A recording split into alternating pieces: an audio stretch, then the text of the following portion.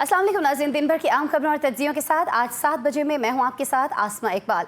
नाज़रीन, प्रोग्राम का आगाज़ आज न चाहते हुए भी दहशतगर्दी के रिश्ते हुए नासूर से करेंगे, लेकिन पहले कुछ जिक्र दहाइयों पहले की एक रूह परवर शाम का। मंजर कुछ यूँ है कि कराची में वाक़ गवर्नर हाउस के वसी चबूतरे पर एक पतला दुबला धान पान सा बज़ाहिर कमज़ोर सा शख्स उजला लिबास पहने सबकी नज़रों का महवर है। उसके बारोब चेहरे पर आज खिलाफ तवक्को संजीदगी के बजाय खुशी की चमक और लबों पर मुस्कान है। वहाँ बड़ी तादाद में मौजूद लोग उसे मुबारकबाद दे रहे हैं और वो मुस्कुरा मुस्कुरा कर सबका शुक्रिया अदा कर रहा है। ऐसे में एक गैर मुल्की सहाफ़ी उससे कहता है, आप कितने खुश नसीब हैं कि आपने एक आज़ाद मुल्क हासिल कर लिया। जिस पर वो शख्स मुस्कुराता है और कहता है कि हाँ, ये मकाम में शुक्र है, मगर मैं इसका बानी नहीं हूँ। सहाफ़ी चौंक कर ताजुब का इजहार करता है और पूछता है, फिर कौन है? जिस पर उस मुल्क के बानी का जवाब था, हर मुसलमान। नाज़रीन, मेरा ख्याल है कि कायदे आज़म का नाम लेने की अब ज़रूरत नहीं रही है, आप जान ही चुके होंगे। बाबाए कौम ने आज़ादी से चंद रोज़ पहले 11 अगस्त को दस्तूर साज असम्बली से खिताब किया, तो जानते हैं उन्होंने क्या कहा था नाज़रीन? उनके अल्फाज ये थे कि हुकूमत की पहली जिम्मेदारी जो है वो अमन व अमान कायम रखना है, ताकि शहरियों की ज़िंदगी, मालो दौलत और उनके मजहबी अकायद मुकम्मल तौर पर महफूज रहें। ये किसी भी रियासत की पहली जिम्मेदारी होती है और आज यही जिम्मेदारी पाकिस्तान के लिए नाज़रीन एक चैलेंज बन चुकी है। हम देखते हैं कि हम पर सरहद पार से एक जंग मुसल्लत है। कोई दिन नहीं जाता कि हमारे सिक्योरिटी फोर्सेस का इन दहशतगर्दों से सामना न हो। हमारी फोर्सेस के शेर दिल जवान सीनों पर गोलियां खाकर अपने फ़र्ज पर कुर्बान हो रहे हैं। Pakistan institute for piece studies की रिपोर्ट कहती है कि अगस्त के महीने में पाकिस्तान में मजमूई तौर पर 59 दहशतगर्दाना हमले हुए, जिनमें 29 खैबर पख्तूनख्वा और 28 बलूचिस्तान में और 2 पंजाब में हुए, जबकि जुलाई में ये तादाद 38 थी। गुज़श्ता 5 बरसों को अगर देखा जाए तो दहशतगर्दी की इस जंग में 7,929 अमवात हुई हैं, जिनमें 2,036 आम शहरी, 3,060 सिक्योरिटी एहलकार और 3,124 दहशतगर्द शामिल हैं। बैनुल-अक़वामी जरीदा डिप्लोमेट अपनी हालिया अशात में दहशतगर्दी को पाकिस्तान के लिए बड़ा चैलेंज करार देते हुए लिखता है कि इंसदाद दहशतगर्दी में कामयाबी का इन्हसार इख्तलाफात से बालातर होकर कौमी यकजहती में है। डिप्लोमेट के मुताबिक इस हवाले से खैबर पख्तूनख्वा और वफाकी हुकूमत का एक पेज पर न होना एक बहुत बड़ा चैलेंज है। डिप्लोमेट के मुताबिक गुज़श्ता दौर यानी PTI हुकूमत में दहशतगर्दों से मुज़ाकरात और उन्हें वापस लेने की गलती एक गलत पॉलिसी साबित हुई। दुनिया में हमें ये समझ आ जानी चाहिए थी और दुनिया ये एफर्ट कर भी रही थी कि हमें ये समझा सके, हमें बता सके कि इस आग को यूं ठंडा नहीं किया जा सकता कि एक तरफ से पानी और दूसरी जानिब से पेट्रोल डाला जाए। बानी PTI आज इस लम्हे तक अली अमीन गंडापुर और पार्टी रहनुमाओं से कह रहे हैं कि वो KP में दहशतगर्दों के खिलाफ ऑपरेशन की मज़ाहमत करें, मुखालिफत करें। वफाक और KP में इस अफसोसनाक फ़ासले को कैसे ख़त्म किया जा सकता है? दुनिया कहती है कि दहशतगर्दों से बात करना बेवकूफ़ी थी और बानी PTI दोबारा मोहब्बत के जमजमे बहाना चाहते हैं। हम अपने पैनल से जानना चाहेंगे कि दो मुख्तलिफ समतों में इस मौक़िफ़ के साथ ये जंग लड़ी तो जा सकती है, लेकिन क्या ये जंग जीती भी जा सकती है? हमारे साथ पैनल में कौन मौजूद है ये मैं आपको बताई देती हूँ। इस्लामाबाद स्टूडियोज़ में तशरीफ़ रखते हैं सीनियर सहाफ़ी, सीनियर तज्ज़ियाकार और हमारे इस्लामाबाद के लिए ब्यूरो चीफ काशिफ रफ़ीक साहब मुझे ज्वाइन किए हुए हैं। लाहौर से वीडियो लिंक पर हमारे साथ मौजूद हैं जी सीनियर तज्ज़ियाकार, सीनियर सहाफ़ी जुल्फ़िकार राहत साहब और ब्यूरो चीफ न्यूज़ 1 कराची इम्तियाज़ फ़रान साहब ने हमें वीडियो लिंक पर ज्वाइन किया है, जबकि सीनियर जर्नलिस्ट हैं, सीनियर एनालिस्ट हैं शराज हसनात साहब हमें आज ज्वाइन किए हुए हैं वीडियो लिंक पर और ये भी कराची में मौजूद हैं। गुफ्तगू का आगाज़ मैं इम्तियाज़ फ़रान साहब सर मैं आपसे करना चाहूँगी। सर, ये दो वाज़े मुख्तलिफ मुतज़ाद मौक़िफ़, इनके साथ आपको लगता है कि दहशतगर्दों के ख़िलाफ़ जंग जीती जा सकती है और क्या ये जंग लड़ी भी जा सकती है? बिस्मिल्लाहिर्रहमानिर्रहीम। मेरे ख्याल तो नहीं, यकीनन कतन नहीं, ऐसा कतन नहीं हो सकता। वही जो आपने इंट्रो में कहा कि पानी और पेट्रोल का जो कॉम्बिनेशन, देखें जो 50,000 ख़ानदान वापस लिए गए, 400 से ज़ायद दहशतगर्दों को आरिफ अलवी साहब ने माफ़ किया, जो सज़ा याफ्ता थे, जो APS के अंदर भी इन्वॉल्व थे, सवात दहशतगर्दी के अंदर भी इन्वॉल्व थे।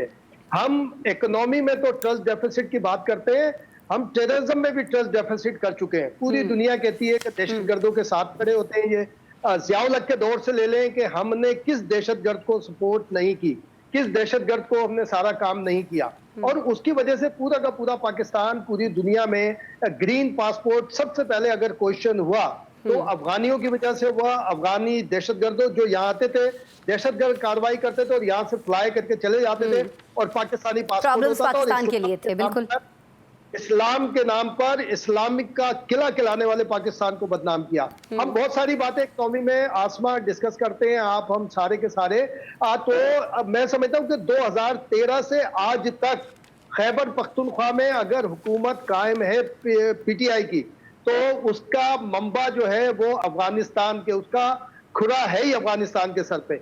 चाहे वो फैज साहब जब कोर कमांडर थे तो 2023 के इंतखाबात में भी यही सारी उन्होंने एक पूरी लॉबिंग करके गए थे, सारी चीजें मैनेज की थी, सारे मामला ये किए थे। और एक और, चूंकि कराची में शराज साहब भी यहाँ माशाल्लाह यहीं पर हैं और एक अरसा आपने भी गुजारा, इन्होंने भी गुजारा है।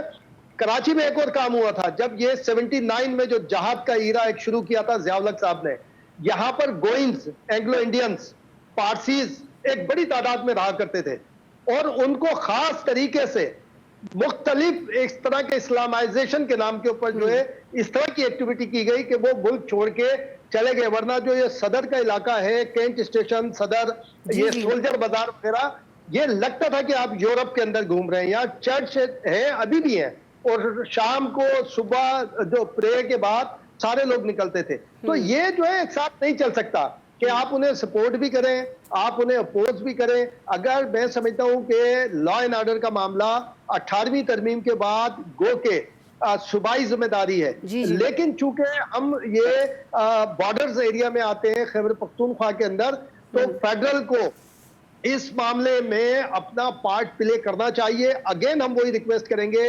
एपीसी कॉल करें, अगर उसमें पीटीआई बैठती है, बात करती है तो ठीक है, वरना तो और दूसरे स्टेक होल्डर्स खैबर पख्तूनख्वा के मौजूद है। लेकिन सिर्फ देखें पीटीआई का मामला वहां नहीं आएगा, उसके साथ जेयूआई का भी एक मौक़िफ़ डिफरेंट है, बिल्कुल मिलता जुलता है पीटीआई की तरह, और कहीं कहीं एएनपी का मौक़िफ़ भी इसी तरह का मिलकर आता है। वो उनका ऑपरेशन में सपोर्ट करते हैं लेकिन कंडीशनल करते हैं। उनका कहना है कि तरीक़ेकार को तय किया जाए, तरीक़ेकार के ऊपर बात की जाए, तो तरीक़ेकार पे बात करके जो हमारी लॉ इन्फोर्सिंग एजेंसीज हैं, देखिए फ्रंटियर कांस्टेबलरी। अच्छा, ये आपने इम्तियाज फरहान साहब कंडीशनल सपोर्ट की बात की, तो कुछ जमातें ऐसी भी हैं जो किसी एक वक्त में ये जो ऑपरेशंस हैं दहशतगर्दी के खिलाफ, इनको सपोर्ट करती रही हैं, आज नहीं कर रही हैं। मैं पीटीआई की बात कर रही हूँ।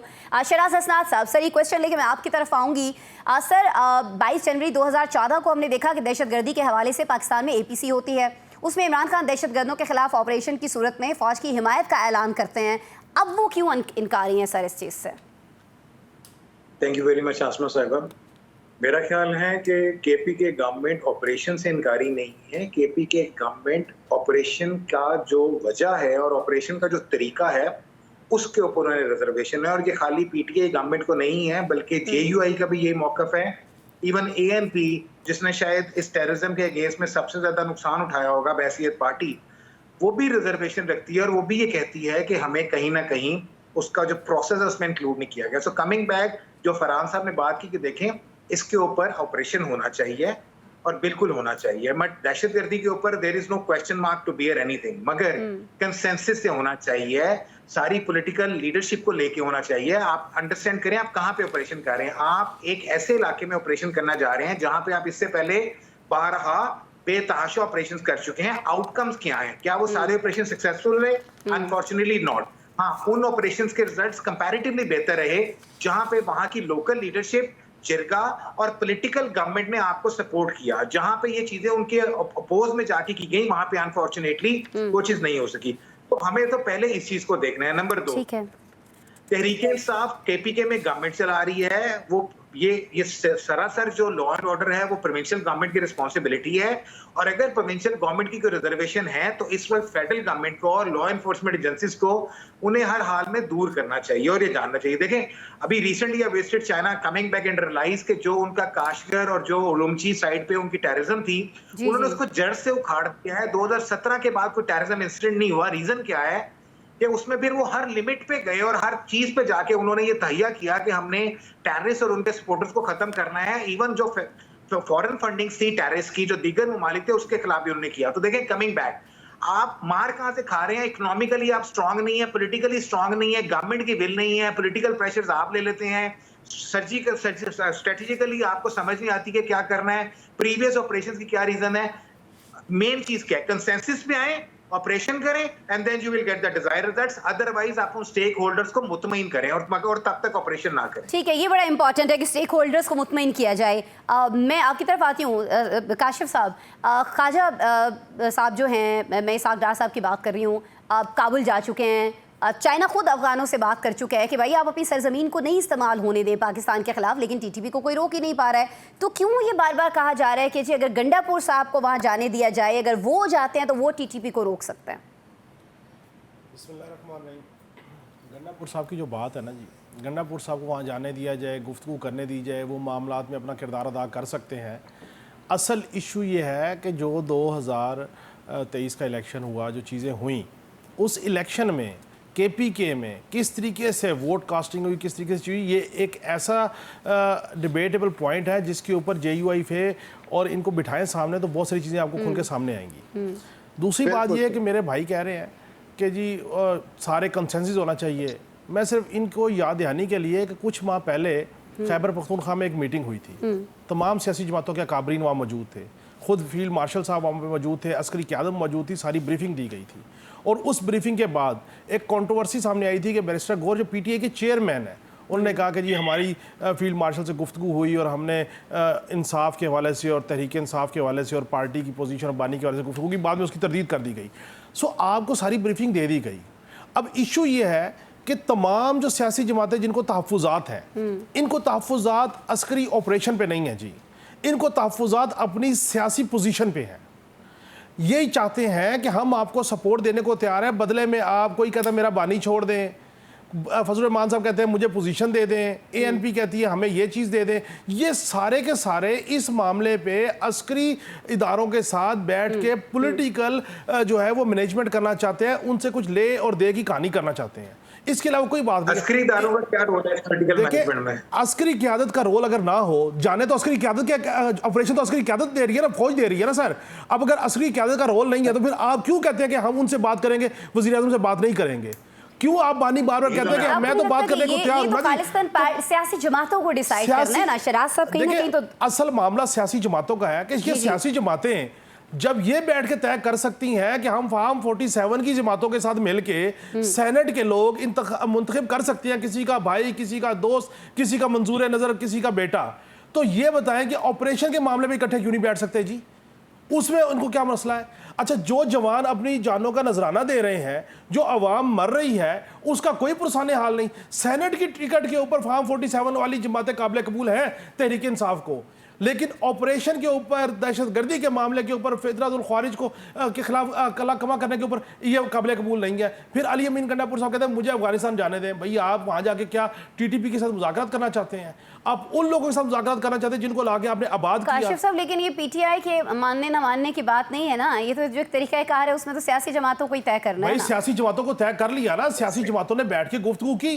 मैं यही तो गुजारिश कर रहा हूँ कि 3-4 माह पहले जो मीटिंग हुई, जिसमें कोर कमांडर मौजूद थे, जिसमें फील्ड मार्शल मौजूद थे, तमाम सूबे की जमातें मौजूद थी, बैरिस्टर गौर मौजूद थे, उन्होंने वहां पे बैठ के ब्रीफिंग दी, सारी चीजें की। बाहर निकल के आगे उन्होंने कहा नहीं, हमने कहा टारगेटेड ऑपरेशन करें, दूसरा ऑपरेशन। शराज साहब कुछ ऐड करना चाह रहे हैं? जी शराज साहब।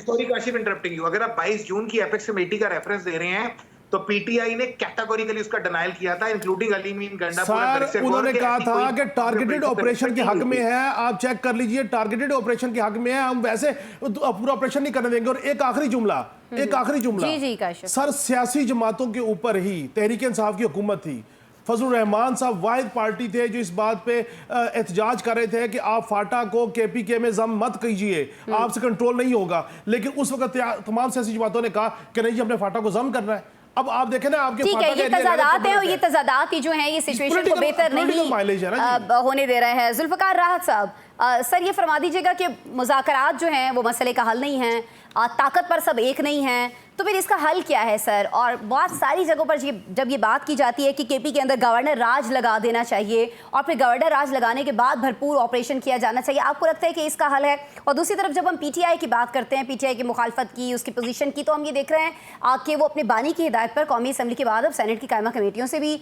इस्तीफे दे रहे हैं उनके अरकान। तो आपको नहीं लगता कि इससे वफाक और KP के किसी भी बयानिए पर एक साथ इकट्ठे होने में मजीद प्रॉब्लम्स आएंगे, मजीद दूरियां होंगी दोनों में सर?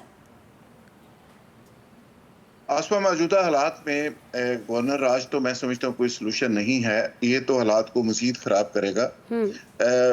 देखिए, जहाँ तक बात काशिफ साहब कर रहे हैं, ये हकीकत के बिल्कुल करीब इसलिए है कि वहाँ पे जितने स्टेक होल्डर्स हैं वो सारे के सारे अपनी अपनी पॉलिटिकल सर्वाइवल की जंग लड़ रहे हैं। अब पाकिस्तान दुनिया का वाहिद मुल्क है जहाँ पे नेशनल इश्यूज के ऊपर भी सियासत होती है और स्टेक होल्डर्स नामी कोई चीज पता नहीं कहाँ से निकल आते हैं, और कालाबाग डैम का इशू हो, कराची के हालात बेहतर करने हो या कोई भी मामला हो, तो उस पर स्टेक होल्डर्स आके अपनी अपनी दुकान चमकाना शुरू कर देते हैं। और पूरी दुनिया के अंदर जहाँ डैम बनते हैं और वहां पे भी अगर इस तरह मुज़ाकरात करने शुरू कर दिए जाए चाइना के अंदर, तो कभी जिंदगी में जो वहां पे कोई 50,000 डैम बना है, कभी एक डैम भी ना बन सकता। और वहां पे जिस तरह बात सनाद साहब कर रहे हैं कि जो 2-3 एरियाज उन्होंने क्लियर किए हैं, उन्होंने वहां पे जीरो टॉलरेंस दिखाई है। और वहां पे अगर वो इस तरह करते, लोगों के साथ बैठ के मुज़ाकरात करते, तो कभी भी ये पोजीशन ना हो सकती। ये हमारी बहुत बड़ी बदकिस्मती है कि जो काम अदारों ने करना है वो सियासतदान कहते हैं जी हमें करने दे, जो सियासतदानों ने करना है शायद वो कहते हैं जी हमारी ड्यूटी है, हमें करना चाहिए। हमारी बदकिस्मती है कि 77 साल के बाद भी हमें नहीं पता कि किसने क्या करना है। और पाकिस्तान के अंदर ये चूंकि इतनी इंक्रोचमेंट हो चुकी है, अब ये जो स्टेक होल्डर्स हैं ये अपनी स्पेस ले गए हैं बहुत ज्यादा। रियासत इनके मुकाबले में हो गई है कमजोर, रियासत श्रिंक होती जा रही है। जिसके पास जितनी ताकत होती है वो मैक्सिमम स्पेस ले जाता है और रियासत कॉम्प्रोमाइज्ड होती है।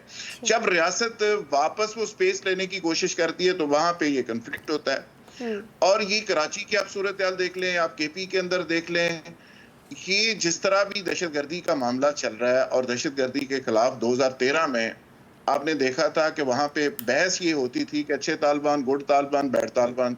फिर एक रात अचानक फैसला किया गया कि कोई गुड नहीं, कोई बैड नहीं, इसका फैसला होगा और ये रुथलेस किस्म का ऑपरेशन होगा। रातों रात सारे मीडिया की डायरेक्शन चेंज हुई, सिविल सोसाइटी ने अपना रुख तब्दील किया, टीवी के ऊपर जो रोजाना गुफ्तगू होती थी वो चेंज हो गई। तो हमें ऐसे लगा कि सारी चीजें बेहतर होना शुरू हो गई है। नेशनल इलेक्शन प्लान आया, उसके बाद सारी चीजें बहुत बेहतरी की तरफ चल पड़ी। बदकिस्मती ये हुई कि उसमें अदारों ने काफी हद तक काम कर दिया, लेकिन पॉलिटिकल साइड के ऊपर वो विल नजर नहीं आई। जो आज तक ये जो जिन बोतल से बाहर निकला ये वापस बोतल के अंदर नहीं जा पा रहा। आज भी इसका नुस्खा कीमिया एक ही है कि नेशनल एक्शन प्लान के ऊपर अमल करें, लोगों को, आम जो लोग हैं उनको अवेयर करें और रियासत पूरी ताकत के साथ आए और इसमें कोई एफिडेविट्स को पीछे करके ठीक है ये फैसला करे कि हमने अमन हर सूरत में रियासत को पूरी ताकत के साथ आगे आना है, इफ्स एंड बट्स के बगैर आना है और एक मुकम्मल स्ट्रेटजी के साथ आना है, और फिर उस स्ट्रेटजी का तसलसल जो है वो बहुत ज़्यादा ज़रूरी है। मैं नाज़रीन एक ब्रेक ले रही हूँ और ब्रेक के बाद जब आपसे मुलाकात करेंगे तो हम पाकिस्तान के कुछ बेचारे सहाफ़ियों का तस्करा कर रहे होंगे। वैसे ये कुछ जो है ये सहाफ़ियों से पहले भी लग सकता था, बाद में भी लग सकता था, लेकिन मैं आपको बताऊंगी कि मैंने कुछ के बाद बेचारे सहाफ़ी क्यों कहा है। सारे सहाफ़ी खैर पाकिस्तान में बेचारे भी नहीं, लेकिन कुछ के साथ बड़ी ज़्यादती हुई है थोड़े दिन पहले। क्यों हुई है और उसका हल क्या निकला या आगे क्या निकलेगा, इसको डिस्कस करेंगे ब्रेक के बाद।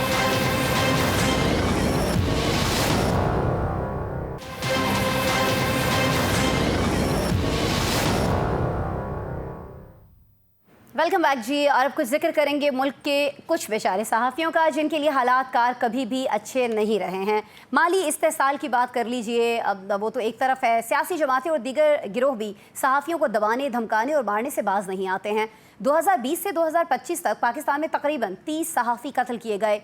बात की जाए सहाफ़ियों पर हमलों की तो ज़ख्मियों की तादाद सैकड़ों में है। सिर्फ 2024 में नाज़रीन 50 से ज़ायद सहाफ़ियों पर हमले हुए। ताज़ा तरीन वारदात चंद रोज़ कबल अडयाला जेल के सामने हुई, जहां अलीमा खान की न्यूज़ कॉन्फ्रेंस में बोल न्यूज़ के रिपोर्टर को सख्त सवाल पर पहले गालियां दी गईं और फिर कैमरों के सामने तशद्दुद का निशाना बनाया गया। इस पर सहाफ़ियों की जानिब से शदीद एहतजाज के बाद बिल आखिर चेयरमैन PTI बैरिस्टर गौहर को गैर मशरूत माफ़ी मांगना पड़ी। उन्होंने तहकीकात के लिए एक कमेटी भी तश्कील देने का फैसला किया है। सहाफ़ियों ने बैरिस्टर गौहर की जानिब से मौजरत तो कबूल कर ली है, लेकिन क्या PTI वाकई कोई इंक्वायरी करवाएगी और वो इंक्वायरी किसी फैसले तक पहुँचेगी? मुल्क की तारीख में ऐसे किसी भी जिम्मेदार को पार्टी से निकाला जाता नहीं देखा हमने, और क्या अब की दफ़ा ऐसा हो रहा होगा? PTI ये करेगी। शायद PTI इस बार नई तारीख रकम कर दे, उम्मीद की जा सकती है, लेकिन ये उम्मीद कम है। यहाँ हम अपने पैनल से जानना ये चाहेंगे कि पाकिस्तान में बेचारे सहाफ़ी इतने बेबस क्यों हैं कि जिसका दिल चाहे उन्हें जिस तरह से मर्जी ट्रीट करता है, और ये कि सियासी कारकुनों में इतना गुस्सा और उबाल, और इस गुस्से और उबाल के साथ जो शिद्दत है उसकी वजह क्या है? काशिफ रफ़ीक साहब, आप चूँकि सहाफ़ियों के नुमाइंदा भी समझे जाते हैं जब इस्लामाबाद की बात होती है, तो सर आप ज़रा हमें ये बता दीजिएगा, बैरिस्टर गौहर की जानिब से जो गैर मशरूत मुआफ़ी है ज़ाहिर है मुनासिब इक़दाम है, सहाफ़ियों ने माफ़ी कबूल भी कर ली है, मामला ख़त्म भी कर दिया है, लेकिन इसका हल क्या है? सियासी कारकुनों को क्यों सहाफ़ियों पर इतना गुस्सा आता है, क्यों इतना उबाल आता है? देखिए, मसला सियासी कारकुनान का नहीं है, मसला मुआशरे का, रवैये का है, अदम बर्दाश्त का है। अब बर्दाश्त ही नहीं है, और जिस लीडरशिप को फॉलो कर रही है बिलखसूस तहरीक इंसाफ, उस लीडरशिप के अंदर भी आज तक गुस्सा है। उनके कानों को जो चीज़ भली लगे उसके ऊपर तो वो वाह वाह करते हैं, और अगर कोई तल्ख सवाल हो तो बजाय उससे नो कमेंट्स करके गुजर जाएं या जवाब ना दें, उसके बाद उसको बाकायदा ट्रेंड बनाया जाता है। और मैं ये पहले भी कह चुका हूँ कि तहरीक इंसाफ के लोगों के जो ट्रोलिंग है, इससे बहुत सारे सहाफ़ी ऐसे हैं जो मुतासिर हुए, कुछ ख़वातीन हैं जो मुतासिर हुई, जिनको बाद में मुल्क छोड़ना पड़ा। अब सवाल करना सहाफ़ी का हक है, सहाफ़ी बेचारे के पास है तो एक सवाल का ही ऑप्शन ना जी। अब वो सवाल करता है, आपको सवाल अच्छा नहीं लगता तो आप ना जवाब दें, लेकिन उसके बाद उसको ट्रोल करना, फिर उसको मुख्तलिफ अलकाबात देना, फिर उसके बाद इस चीज़ को, जिस दिन ये वाक़या हुआ उस दिन सुबह से तहरीक इंसाफ के जो ट्विटर को हैंडल कर रहे हैं, और बिलखसूस जो अरसलान साहब उनके हैं मेन जो मामे खां बने हुए हैं सोशल मीडिया के, उन्होंने कहा कि जी ये दो सहाफ़ी फिर आए हुए हैं, उनको देखें। और उसके बाद फिर एक वकील है पंजोता साहब, उन्होंने कहा जी इसको उठाएं, इसको पकड़ लें। अब मसला ये है कि जी आपने अगर अपनी मनपसंद लोगों से बात करनी है, उसके बाद सहाफ़ियों ने कहा हमने आपसे गुफ्तगू नहीं करनी, फिर मजबूरन बानी को जेल के अंदर सहाफ़ियों से माफ़ी मांगनी पड़ी, चेयरमैन को बाहर गैर मशरूत माफ़ी मांगनी पड़ी, जिससे ये ज़रूर हुआ कि सहाफ़ियों ने उनकी कवरेज जो बाइकआउट किया था वो ख़त्म कर दिया। लेकिन उस तशद्दुद के अगेंस्ट जो मुकदमा दर्ज किया गया वो अपनी जगह पे स्टैंड कर रहा है। उसके कॉन्सिक्वेंसेज अलीमा खान साहबा और जो जो लोग उसमें नामजद हैं वो बिल्कुल भुगतना होंगे। और सबसे बड़ी चीज़ यह कि लीडरशिप का रोल है अपने लोगों को एजुकेट करना। या तो लीडरशिप कह दे कि जी आप देखिए सहाफ़ियों का काम करने दें, आप ना लेके जाए। ये डेलिबरेटली जो है वो ट्रेंड बनाते हैं, फिर उसमें मामले मजबूरी, चूँकि सोशल मीडिया है, फिर डॉलर्स की दौड़ है, फिर व्यूवरशिप की दौड़ है, फिर ज़्यादा से ज़्यादा चीज़ें हैं, और उनको लगता है कि जो इनके हक में ट्वीट करेगा उसके व्यूवरशिप इंक्रीज़ कर जाएगी, उसकी कोई जो डॉलर्स है वो बढ़ जाएंगे, कोई व्यूज़ बढ़ जाएंगे। उस चक्कर में आके फिर कुछ हमारी बिरादरी के लोग भी लग जाते हैं साथ। लेकिन एंड ऑफ द डे देखिए इस चीज़ से कोई भी बरी ज़िम्मा नहीं है। और ये सहाफ़ियों का बड़ा अजीब इनकी हमारा मसला है कि जिस वक्त जो भी जमातें अपोजिशन में होती हैं हम उन्हें बहुत अच्छे लगते हैं, और जैसे हुकूमत में जाते हैं फिर हम उन्हें बहुत बुरे लगते हैं। ये तहरीक इंसाफ का रवैया अपोजिशन से हुकूमत में भी हमने देखा, और अब फिर अपोजिशन में देख रहे हैं।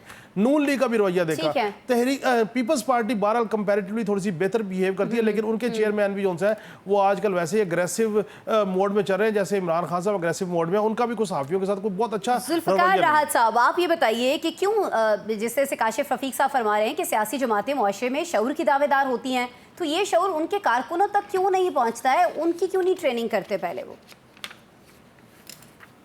आसमा ये बिल्कुल सही कहा काशिफ रफ़ीक ने कि मोस्टली हमने देखा है कि जो अपोजिशन होती है उसको मीडिया बहुत अच्छा लगता है, जब वो इक़्तिदार में जाते हैं तो मीडिया वो बुरा लगना शुरू हो जाता है। लेकिन पीटीआई वाहिद अपोजिशन जमात है कि जिसको अपोजिशन के अंदर भी मीडिया अच्छा नहीं लगता। अब आगाज के अंदर चले जाएं कि यही मीडिया था जो इसी पीटीआई की आंख का तारा था, और मीडिया की आंख का तारा ये पीटीआई थी, और किस तरह बाल टू बाल कमेंट्री चलती थी। और इमरान खान साहब का 126 दिन के धरने से लेके हर इवेंट की किस तरह मीडिया कवरेज करता था। उसके बाद जब इक़्तिदार के अंदर ये पीटीआई है, और इस पीटीआई ने इस मीडिया के साथ क्या किया, प्रिंट मीडिया को इन्होंने बिल्कुल इग्नोर किया, बल्कि उसको तो ख़त्म करने का इन्होंने फैसला कर लिया। कई अखबारात इन्होंने बंद कर दिए। उसके बाद सीपीएनई और एपीएनएस के प्लेटफॉर्म पे हम कभी मिनिस्टर इंफॉर्मेशन को मिलते थे तो वो कहते थे ये कौन सा मीडिया, आगे से हंसते थे, और यार ये कौन सा मीडिया आपका, छोड़ें मीडिया तो ये सोशल मीडिया। और मोबाइल वो दिखाते थे कि ये सोशल मीडिया ये मीडिया है, और ये मीडिया हमारे पास है। तो लिहाजा आप लोग अपना मॉडल चेंज करें, अपनी बिजनेस मॉडल चेंज करें। आप लोग बिल्कुल आउटडेटेड हैं, ना अखबार को देखेगा ना आने वाले दिनों में चैनल देखेगा। ये रवैया हो गया था। उसके बाद आपको पता है पीका एक्ट के अंदर इन्होंने अमेंडमेंट की, तो ये पीटीआई का एक रवैया तब्दील होता चला गया। लेकिन उनको नहीं अंदाजा था बानी पीटीआई को कि इसी मीडिया की उनको जरूरत भी पड़नी है। अब जब वो मीडिया दोबारा से उन्हीं के सामने खड़ा होकर सवाल करता है तो उनको बहुत बुरा लगता है। पीटीआई के अंदर 10-12 दड़े बन चुके हैं। वो अपने घर की खबर नहीं लेते, अपने घर का ख्याल नहीं करते कि आपके अंदर की क्या सूरत हाल है, और उनका वर्कर इतना ज्यादा रिएक्ट करता है, इतना मुश्किल हो चुका है, इतना एग्जॉस्ट हो चुका है, क्योंकि बानी पीटीआई ने उनका इम्तिहान इतना लिया जितनी बेचारों में कैपेसिटी नहीं थी, उससे ज्यादा उनको डंडे मरवा दिए। अब हालत ये हो गई है कि हर हफ्ते, तो आपको याद है कि उनको जी निकले बाहर, वो बेचारे हर दफा निकलते थे, हर दफा डंडे खाते थे। अब वो एक कल्ट बन गया, और ये कल्ट जो बन गया पीटीआई के अंदर, उससे ना सिर्फ मीडिया की इज्जत, सहाफियों की इज्जत गैर महफूज है, उनके अपने एमएनएस, एमपीएस, उनके चेयरमैन पीटीआई और इवन कलीमा साहबा की भी इज्जत महफूज नहीं है। वो अपने लोग, यकीन करें, छुपते फिरते हैं, वो हाथ जोड़ते हैं, कहते हैं यार इन्ना नल को फटा नहीं पाना। तो ठीक है, वो शराज तो साहब, घर के अंदर भी ये सिचुएशन है। शराज साहब, आप ये कहिएगा कि क्या कहीं ना कहीं सहाफ़ियों की जो तंजीमें हैं उनकी भी इसको गलती कहा जाना चाहिए कि वो बस 2-4 मुजाहरे करते हैं, उसके बाद सुलह सफाई कर लेते हैं? अब क्या नाखुशगवार वाक़यात का जो सबब है, शराज साहब, आपको नहीं लगता कि उसमें सहाफ़ियों की जानिब से नामुनासिब अंदाज में जो सवाल पूछना है वो भी है? लाइक सहाफ़ियों को भी थोड़ी बहुत ट्रेनिंग तो होनी चाहिए इस हवाले से, ख़ास तौर पर जब वो किसी खातून से सवाल कर रहे हों। अब बहुत सारी जगहों पर हमने देखा है कि धक्कम पेल हो रही होती है, मर्दों के ऊपर चढ़ के तो उनसे सवालात किए जाते हैं, औरत की भी बहुत क्लोज जाकर माइक उसके मुँह में घुसाने की कोशिश की जा रही होती है, एंड ऑल दैट। तो आपको नहीं लगता कि सहाफ़ियों की भी ट्रेनिंग होनी चाहिए? थैंक यू वेरी मच आसमा, और शायद अगर आप मेरे से ये सवाल ना पूछती तो मेरा जवाब इसी के ऊपर होना था। देखें, पहली बात तो ये कि जो टॉर्चर किया गया वो कंडेमनेबल है और उसके ऊपर कोई दो राय नहीं है। सही। पर गुजारिश ये थी कि जरा वो सवाल अगर उठा के पूछे जाए और उनकी ट्रांसक्रिप्ट निकाली जाए और देखा जाए, was it a way to ask a question? Number 1, no it was not a way, the answer. Number 2, was it a way to ask a question from a female? No, it was not following the ethical standards. तो यहाँ पे हम सारे जिम्मेदार हैं जिन्होंने कहीं ना कहीं ना इन जर्नलिस्ट की तरबियत की है और ना हमने इन्हें कुछ सिखाया है। तो तमाम ऑर्गेनाइजेशन, बेशमुल मैं, काशिफ, जुल्फकार, फरहान, हम सब रिस्पॉन्सिबल हैं, because we are on the position where we need to teach our reporters कि आपने सवाल कैसे करना है और क्या करना है। नंबर 2, जुल्फकार साहब बिल्कुल सही फरमा रहे हैं कि this is all about a game of social media and I'm sorry where the conventional media is standing.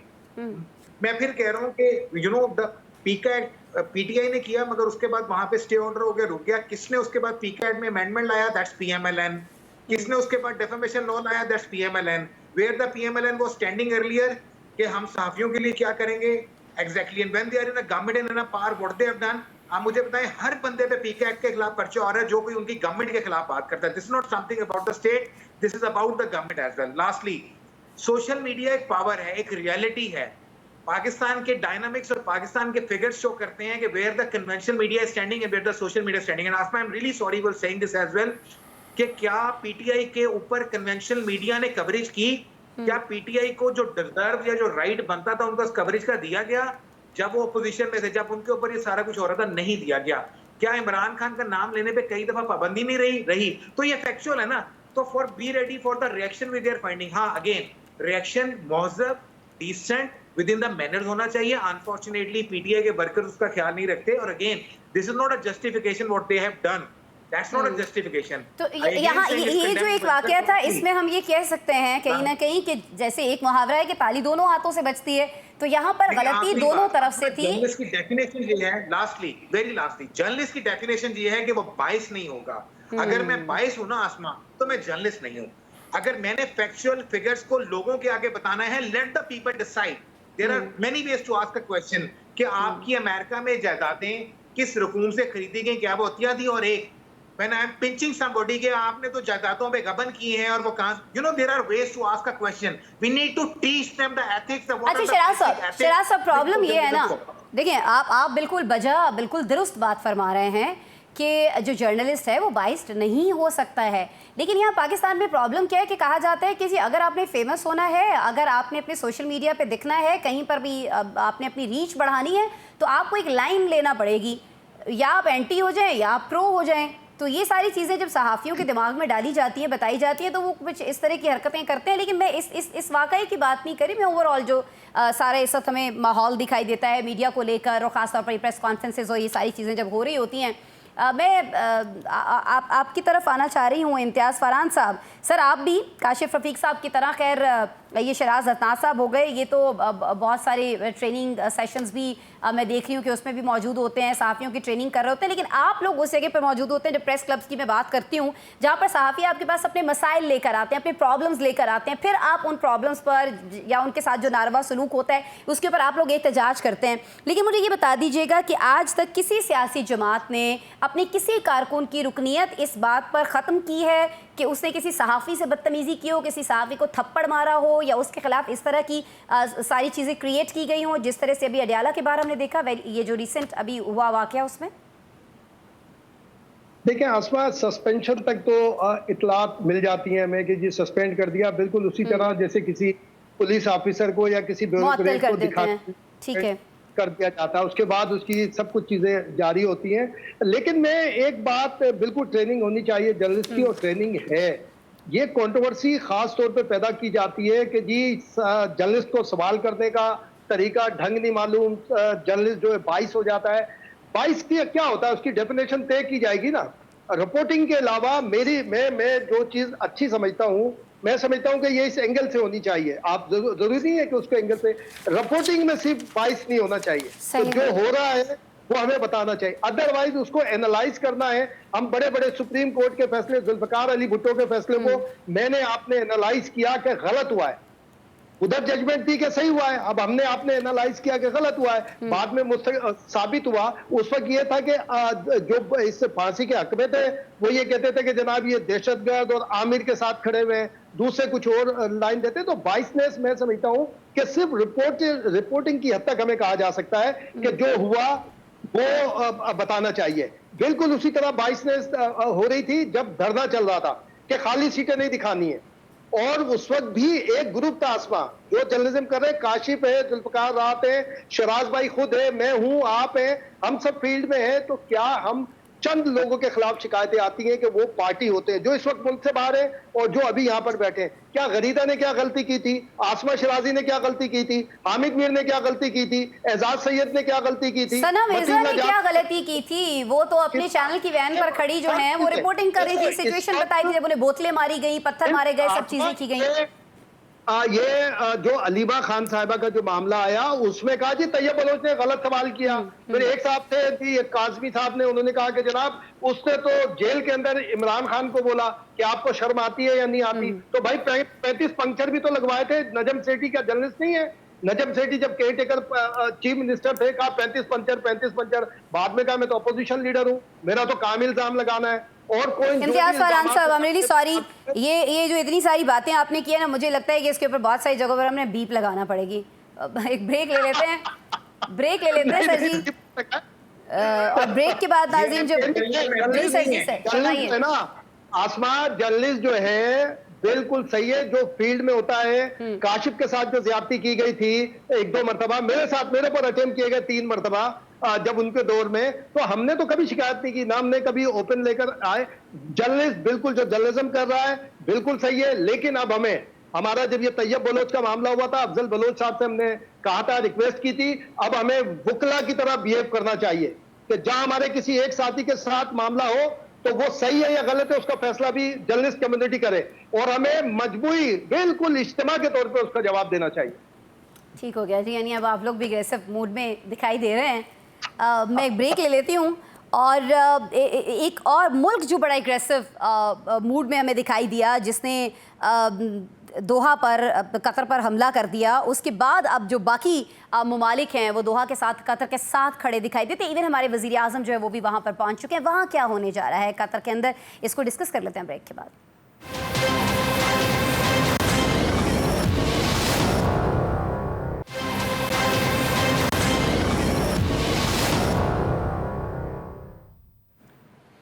Welcome back नाज़रीन, अब कुछ हम जिक्र करने जा रहे हैं प्रोग्राम के अंदर कतर पर इजराइल की दहशतगर्दी का, जिसने गज़ा में अमन की उम्मीदों पर पानी फेर दिया है।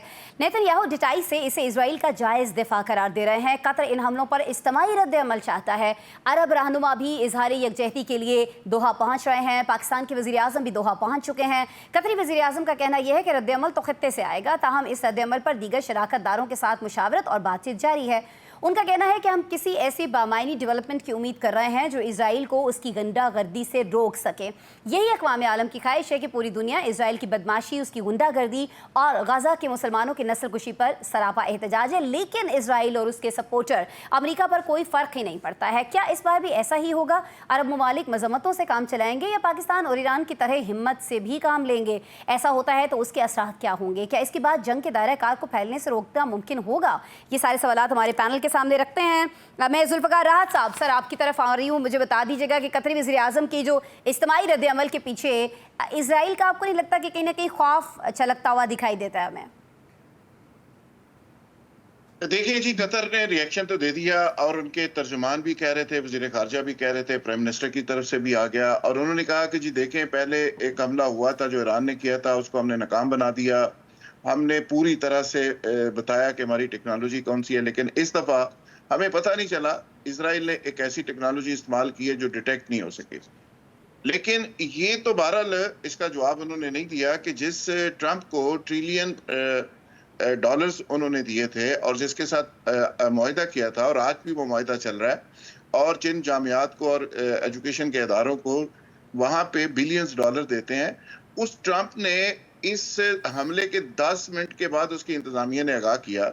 वो ट्रंप को तो कम अज कम आगाह कर देना चाहिए था। मुझे लगता है कि कतर के रूलर्स को रियलाइजेशन हुई है कि वो बहुत ज्यादा अमेरिका के करीब है। और आपको याद होगा कि जहाँ पे ईरान ने हमला किया था वो वहाँ पे वस्त एशिया के अंदर सबसे बड़ा अमेरिकी अड्डा है और वो बिल्कुल कतर उसका फैसिलिटेट पहले भी फैसिलिटेशन करता था, अब भी फैसिलिटेशन करता है। लेकिन इसमें एक और बड़ी इंटरेस्टिंग बात है, वो ये है कि कतर को चारों तरफ से अमेरिका ने भी घेरा हुआ है और कतर के अंदर से एक बरतानवी जहाज उड़ता है और वो फ्यूल लेके उन जहाज़ों को भरता है और वापस कतर के अंदर ही लैंड कर जाता है और उसके बाद वही बरतानिया उसकी मजम्मत भी करता है और उस पे अभी तक कतर ने कोई बात नहीं की। तो मुझे दोनों तरफ से ये लगता है कि नेतन्याहू और ट्रंप की भी अंडरस्टैंडिंग है और जो कुछ हो रहा है अंडरस्टैंडिंग से हो रहा है। ट्रंप साहब कहते हैं जी मुझे बड़ा ही अफसोस हुआ है, वो चाहते हैं कि नोबेल इनाम उनके हाथ से ना निकले। इसको उन्होंने बदमाश के तौर पे रखा हुआ है, इसको कहते हैं जी अटैक कर दो, पीछे से वो सुलह के लिए पहुंच जाते हैं। जो गुड कॉप बैड कॉप जो हम सुनते आते हैं बहुत सारे मामलात में, आसमान जो गांव का चौधरी करता है, एग्जैक्टली गांव का चौधरी ऐसे करता है कि जो थोड़ा सा सर निकालता है उसको जूते थाने पकड़ा के मरवाता है और बाद में सुलह करवा देता है। तो ट्रंप साहब सेम ये काम कर रहे हैं और नेतन्याहू या इजराइली लॉबी के कोई नहीं सकता कि ट्रंप उसके इन्फ्लुएंस से बाहर निकल जाए या कोई अमेरिकी प्रेसिडेंट उनके इन्फ्लुएंस से बाहर निकले। ये सारा कुछ एक अंडरस्टैंडिंग के साथ हो रहा है और उनका ख्याल है कि ये एक अटैक के बाद शायद हमास पीछे हट जाए और शायद सुलह की तरफ मामला चल पड़े। लेकिन अहम सवाल इम्तियाज फरहान यहाँ पर यह भी है कि क्या अरब ममालिक इस पोजीशन में है सर कि वो मिलकर इसराइल की जो गुंडागर्दी है इसको लगाम डाल सके? देखिए, लॉरेंस अरेबिया के शिकार अरब ममालिक से तो कोई तवक्को नहीं कर सकते कि जो इंतहाई फिर बिप लगानी पड़ेगी 2-3 जगहों पर, इसलिए मैं एहतियात करता हूँ उस मामले में। आप देखें, मुनज़्ज़र सिद्दीकी जियो में इस वक्त और न्यूज़ वन में द न्यूज़ में थी। उन्होंने ब्लॉग किया था काफ़ी अरसे पहले जब ये गाजा की सूरत हाल शुरू हुई थी। उन्होंने एक ज्यूइश जर्नलिस्ट को कोट करते हुए ये बात कही थी कि गाजा स्ट्रिप जो है वो इसराइल जो भी नया एमुनेशन जो भी उसको बनाता है उसको यहाँ पर एक्सपेरिमेंट करता है। गाजा हमेशा से वो पट्टी रही है कि जहां पर उसको मार्केट में असला लाने से पहले वो एक्सपेरिमेंट करता है। तो अभी आप देखें कि हमास हिजबुल्लाह के हवाले से कि जो कोलेस्ट्रॉल या जो ईरान में किया या जो बॉम्बिंग वहां पर की गई लबनान में, अब उसके बाद अब कतर के प्राइम मिनिस्टर कह रहे हैं कि जनाब हमें अचानक पता नहीं चला इसने कौन सी टेक्नोलॉजी यूज की। तो इसका मतलब ये हुआ कि इसराइल एक तीर से कई शिकार कर रहा है। अपना एमुनेशन भी दुनिया में, अपनी टेक्नोलॉजी भी दुनिया में इंट्रोड्यूस करा रहा है कि जनाब मुझसे परचेज करो। उसके बाद आपने देखा था कई एक जगह और यमन में जो कुछ उसने सना के अंदर किया वो सारी चीजें। तो अब इन सारी सूरत हाल को देखते हुए बीइंग ए पाकिस्तानी भी और जो हमने रिटेलिएट किया, मैं आज भी इस बात पे मुत्तफिक हूं कि हिंदुस्तान से हमारी जंग नहीं थी, हमारी मुसल्लह अफवाज की हमारी जंग उस वक्त प्रॉक्सी के अंदर इसराइल के साथ थी। और जैसा कि माजी में होता रहा है, क्योंकि कई एक टेक्नोलॉजी ड्रोन समेत जो टेक्नोलॉजी थी ईरान में भी ऐसी हुआ। लेकिन चूंकि हमने रिटेलिएट नहीं किया, हमने रेस्पॉन्ड किया और अपना टारगेट अचीव किया, उनको टारगेट अचीव नहीं करने दिया, तो अरब ममालिक को कहीं ना कहीं ये अजमी ममालिक के पास आके खड़ा होना होगा, चाहे वो टर्की हो, चाहे वो ईरान हो, चाहे वो पाकिस्तान हो। अब ये गए हमारे अभी हमें देखना होगा कि ये लोग करीब आते हैं, नहीं आते हैं, एक दूसरे का साथ देते हैं, क्या रिएक्शन देते हैं। लेकिन इस हमले के बाद बात कर रहे थे, तो मैं कहता हूं कि इनको आके खड़ा होना चाहिए। पाकिस्तान को सिर्फ 5% भी दे देना, ये ईरान के साथ सिर्फ 5% भी अपना सपोर्ट कर लें, तो मैं समझता हूं फाइनेंशियली इनको कोई जरूरत नहीं है किसी चौकीदार की। हम ऐसा करने से बहुत सारी चीजें बेहतर हो सकती हैं। लेकिन इस वक्त जो सिचुएशन है, काशिफ रफीक साहब, ये सारी सूरत हाल से गजा में हम देख रहे हैं कि सीज फायर की कोई मुस्तकबिल करीब में हमें होता दिखाई नहीं देता है, जिसकी बहुत ज्यादा उम्मीद जो है वो पहले उजागर हुई थी। तो अब क्या इस उम्मीद को खत्म समझा जाए? ऐसा नहीं होने वाला है। देखिए, अल्टीमेटली जो कतर के ऊपर अटैक किया इसराइल ने, उसके बाद कतर ही था जो गज़ा की सूरत हाल के ऊपर मुज़ाकरात कर रहा था और चीज़ों को किसी तरीके से कोई शेप अप बनाने की कोशिश कर रहा था। पहले भी जो 2-3 दफ़ा सीज़ फायर हुए और जो मगवी इसराइली जो रिहा हुए वो कतर की कोशिशों से हुए। लेकिन मुझे शक ये लगता है कि शायद जो इसराइली वज़ीर-ए-आज़म नेतन्याहू हैं, ये या तो अमेरिका को भी डबल क्रॉस कर रहे हैं, क्योंकि ये इनके जो इक़दामात हैं वो उस तरफ जा रहे हैं जैसे दुनिया में एक न्यू वर्ल्ड ऑर्डर जो है वो बड़ी तेज़ी से फ़रोग पा रहा है। कि आप देखें, अमेरिका के ऊपर तवातुर से अदम एतमाद बढ़ रहा है कि वो अपने दोस्त बनाता है, उनको मरवाता है, फिर उसके बाद उनसे पीछे हट जाता है, उसका दिफा नहीं कर पाता। दूसरी जानिब ईरान जो है उसकी भी कोई रिलेक्टेंट पोजीशन थी पाकिस्तान और इंडिया के दरमियान। वो बहरहाल भारत के साथ उसकी अटैचमेंट थी, लेकिन जो ईरान के साथ हुआ और फिर जिस तरीके से ईरान ने रिटेलिएट किया और उसके बाद ईरान अब जो है वो पाकिस्तान और चीन और रशिया और इनके करीब आ गया। इस तरह अब कतर जो है, जिसने कोई तकरीबन 90 अरब डॉलर के कोई दफाई मुआहदे किए अमेरिका के साथ, और अगर अमेरिका उसका दिफा नहीं कर सका तो मुझे आप बताइए बाकी जो अक़वाम आलम है या बाकी जो ममालिक हैं, अरब कंट्रीज़ हैं, वो कैसे ये तय कर लें कि अमेरिका के साथ दिफाई मुआहदे करने के बाद वो महफूज रहेंगे। अल्टीमेटली उनको सोचना पड़ेगा कि आप उस कॉम्बिनेशन की तरफ जाएँ जिसने भारत को डिफीट किया, जिसने ईरान को आगे रख के इसराइल को डिफीट किया। वो कॉम्बिनेशन जो है वो टर्की का, चाइना का और पाकिस्तान का बनता है। सो जो गल्फ कोऑर्डिनेशन काउंसिल क्रिएट करने की कोशिश की जा रही है, इस सारे मामले में मैं जाती तौर पे समझता हूँ देर या बजल्द ये जितने अरब ममालिक हैं, ये चीन, पाकिस्तान, टर्की कॉम्बिनेशन का हिस्सा बनते हुए नजर आ रहे हैं। और इसकी जो राह हमवार कर रहा है वो इसराइल खुद कर रहा है। आज उसने कतर पे हमला किया, कल वो किसी और पे करेगा, तो वो अरब कंट्री जो है वो अमेरिका के ब्लॉक से निकल के ग्रेजुअली चाइना ब्लॉक में आएंगे। तो मुझे लगता यह है कि ये अमेरिका के साथ कोई भला नहीं कर रहे नेतन्याहू। ये न्यू वर्ल्ड ऑर्डर के लिए जो चीन सोच रहा है कि सुपर पावर की पोजीशन में आने की, ये शायद उसकी रास्ता हमवार कर रहे हैं। शहराज हसनात साहब, इजरायली स्पीकर कहते हैं कि कतर पर ये जो हमला है ये पूरे मशरक़ वुस्ता के लिए एक पैगाम है। शहराज साहब, ये तो खुले लफ्ज़ों में एक धमकी नहीं है जो वो दे रहे हैं? और साथ में जैसे इम्तियाज़ फरहान साहब भी बात कर रहे थे, अभी काशिफ साहब भी फरमा रहे थे कि जो हमला है इसमें अमेरिका और बरतानिया ने इसराइल की सहूलतकारी की है, इस चीज़ का खदशा हो सकता है। इम्तियाज़ साहब ने तो बरतानिया का बड़ा खुलकर नाम भी लिया है। तो फिर कतर की उनसे उम्मीद जो है वो बेवकूफ़ी नहीं कंसिडर होनी चाहिए है? क्यों वो उन्हीं पर तकिया किए हुए है? आसमा साहिबा, मिडल ईस्ट ने और गल्फ ने बहुत सालों कबल और डेकेड्स अगो अपनी सिक्योरिटी पे कंप्रोमाइज करते हुए उसको वेस्ट के, खास तौर पे अमेरिकन के हाथ में दे दिया था। और मैं नहीं समझता कि नेतन्याहू और डोनाल्ड ट्रंप दो अलग अलग लोग हैं और दोनों सेम पेज पे नहीं हैं। Whatever they are claiming, that's not possible. जब जहाज उड़ाए जाते हैं इसराइली जहाज़ों को फ्यूल प्रोवाइड करने के लिए, और remember England is actually one of the biggest allies of America, वो पॉसिबल नहीं है कि अमेरिका जहाज उड़ाए, इंग्लैंड जहाज उड़ाए इसराइली तैयारों को फ्यूल करने के लिए अमेरिका की मर्जी के बगैर। और कहां से? उन अमेरिकन से जो कतर ने उन्हें दिए हुए हैं। हाँ, कतर को ट्रैप किया गया, कतर को लेट इन्फॉर्म किया गया, मगर ये कतर की सूरत हाल नहीं है। यूएई भी इसके ऊपर अलार्म हो गया। लेकिन coming back, let's talk about the economy. Unfortunately president Trump के दौरे के दौरान हमने देखा था कि how the UAE and the Qatar they were responding to the president Trump, यानी they were relying on the west. सूरत हाल ये है कि यूक्रेन वाले मामले के ऊपर, इंडिया वाले मामले के ऊपर, चाइना वाले मामले के ऊपर इस वक्त जापान के अंदर आवाजें उठ रही हैं कि उन्हें अपनी सिक्योरिटी खुद करनी है। कोरिया अपनी सिक्योरिटी खुद करने पर जोर दे रहा है। वेस्ट इसके ऊपर, जो खासतौर पे यूरोप है, वो अपनी सिक्योरिटी पे खुद जा रहा है। मिडल ईस्ट और गल्फ को भी ये रियलाइज करना है कि अमेरिका की पोजीशन दिन ब दिन कितनी वीक हो रही है और वो कहां पे जा रहे हैं। तो instead of depending on them, और इसमें फायदा किसका हो रहा है? इसमें फायदा चाइना का हो रहा है, इसमें फायदा रशिया का हो रहा है, जो असले की बहुत बड़ी मार्केट है और मार्केट इनके लिए ओपन होती जा रही है। फाइनली देखें, इकोनॉमी इज द बेस। आज भी यूएई की मार्केट में बाकी जगहों पे आपको इसराइल की चीजें आम मिलती हैं। स्टेप किसने उठाया? स्टेप टर्किया ने उठाया, जहां पे टर्किया ने ये कहा कि जनाब हम आपके साथ तमाम बाइकआउट करते हैं तमाम ट्रेड का, जो वो कर रहे थे, and they were doing it earlier before the middle east and gulf. आज भी यूएई इससे पीछे नहीं हट रहा। तो इसराइल जब इकोनॉमिकली स्ट्रांग होगा और गल्फ और मिडल ईस्ट उसकी बहुत बड़ी मार्केट है, तो ऑटोमेटिकली वो करेंगे।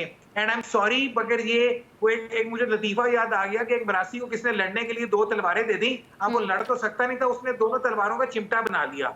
तो तलवारें आपके पास, असला आपके पास मौजूद है, आप उसको चला नहीं सकते, बिकॉज यू आर बाउंड कि आपको जो असला प्रोवाइड कर रहा है वो एक तरफ आपको असला बेच रहा है, दूसरी तरफ आपकी सिक्योरिटी के ऊपर कंप्रोमाइज करते हुए क्वेश्चन मार्क पुट कर रहा है। और ये लिटरली इसराइल ने सही धमकी दी है। It's a big question mark. Farhan साहब की बात पे आके कंक्लूड करूंगा, इनको अरबियों को और अजमियों को, मींस गल्फ, मिडल ईस्ट और बाकी मुस्लिम ममालिक को इकट्ठा होना है और रियलाइज करना है। And fortunately Pakistan is the only atomic Muslim country existing over there. Atom bomb हमारे लिए एक शेल्टर है। We need to realise it out. अभी भी हमें यही होता ना, इंडिया वाले मामले पे अरब ममालिक ने हमसे हाथ उठा लिया था ना, लेकिन क्या हुआ? जब एस्केलेशन में हमने इंडिया को नीचा दिखाया, तो उसके बाद वही अरब ममालिक हमारी बेजा बेजा करते आ गए थे। तो the strategic power existing over there, और आपको अपना दिफा खुद करना है, कोई अमेरिकन आके इनका दिफा नहीं करेगा। सही हो गया, सही हो गया। बहुत शुक्रिया शराज हसनात साहब, आप साथ मौजूद थे, तजिया शेयर किया आपने अपना। जुल्फ़िकार राज साहब, काशिफ रफ़ीक साहब और इम्तियाज़ फारान साहब, आप लोग हमारे साथ मौजूद रहे। नवाजिश